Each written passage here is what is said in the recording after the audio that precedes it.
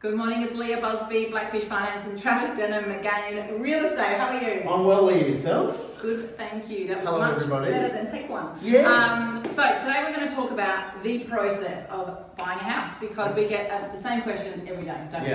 So we have talked about a lot of this stuff before, but basically we're going to talk about making an offer and what's happening in the background. Bit of a refresher for everybody. Exactly right. Yeah. So I'll talk about what a client's putting in making an offer from the finance perspective, and then Trav's going to talk about what happens when he's dealing with the vendor, the purchaser, the building inspector, and all that sort of stuff. So basically, what we generally find, a client goes looking at your houses, and you've got probably one of the most highest listing numbers in Adelaide at the moment. We're seeing your numbers being crazy. So a client finds something, they should have pre-approval with their broker already. So we've got a template we do send out to our clients.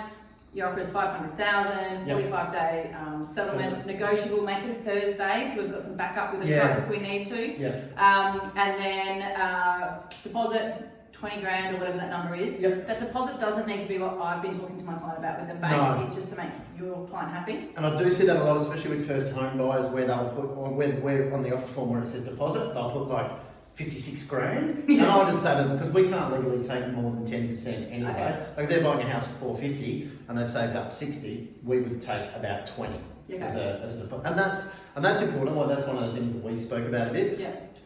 Your deposit amount, make it decent, because quite often in a competitive market where there's lots of offers, if you have the similar pre-approved finance, borrowing about the same, similar offer amounts, and one deposit is 5 grand and one is 20 grand, sometimes that can be the difference, believe it or not. Because it gives you confidence with that. Correct, So we've basically got like a 5 or 6 dotted template of the details that you probably need to put on the real estate agent's form. So step 1 is normally a form that says, I want to make an offer, and these are my offer terms and conditions. Once it's accepted, and we'll talk about that in 2 seconds, it would then go to contract, which is the actual legally binding contract. So the big thing for us is you need to decide on how much you're prepared to spend. Going hard, going strong. Long gone are the days of haggling to get under market price. It's not a buyer's market. You can't really do that. Hasn't happened for a long time. So we would then, a client would submit an offer. Now we've had a scenario this week I was just telling Travis about. The agent was going backwards and forwards with my client and mucking them around a little bit. So tell me what happens in the background. You get 3 offers for 500,000. How do you manage that generally with your vendor and the purchasers? So with the vendor, I just obviously update the vendor that it's great, we've got competition, 3 offers, all at 500. I'd then go back to each of the buyers and have an individual conversation, something around the lines of, I can't discuss what anybody else has offered, I can only discuss your offer. At the moment, you might not buy it. I need your best, and I need to know what your absolute best is, because then we're going to make a decision. So, and quite often, then, let's say we have a scenario where one stays at 500, one goes to 505, and one goes to 507. I would then, last step of the last piece, go back to the 2 underbidders and say, you're about to miss it, and there are no more chances. Is that absolutely it? And if any of them moved, I'd probably go back to the top one, say the same, but I'd never ever discuss another buyer's offer amount with that buyer and vice versa. Because we're not allowed to do Dutch auctions. I know agents do it. It's not a good look. Good. And that's exactly what we tell our clients. We do say don't miss out for 1,000 or 2,000, even though that's a lot of money. Don't miss out for it. Another question we had from our clients this week is what happens to the building inspection? So firstly, we've got a couple we recommend. None of us get kickbacks from building inspectors. We don't get kickbacks to each other.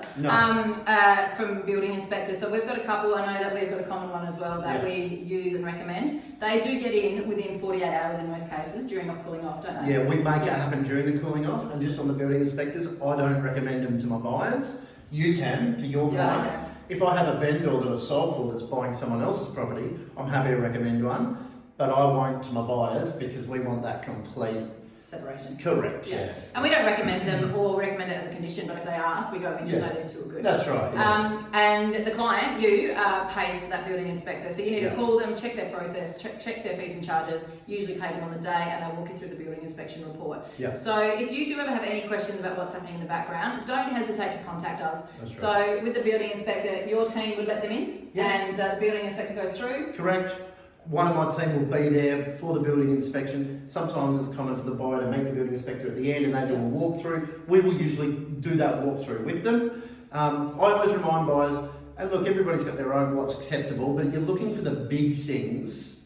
If you're buying a 20-year-old home or a 50-year-old home, Yeah, there are always going to be some maintenance issues or whatnot, Yeah. but at the end of the day, the building inspection is designed to make sure the buyer's comfortable because it's a lot of money they're spending, Yeah. and that's why we do it during the cooling off period. So if there's any renegotiating or anything like that, we do it in that period. That's right. And if there is renegotiating, you need to do it through the real estate agent and your conveyancer and get it in writing. So Correct. if something needs to be fixed or checked or upgraded or whatever it is, Yeah. an addendum to contract gets done and Yeah. do it by your conveyancer. Yeah. So you need to be working closely with your finance broker, your conveyancer, I'm pointing at our conveyancer's office, and your agent.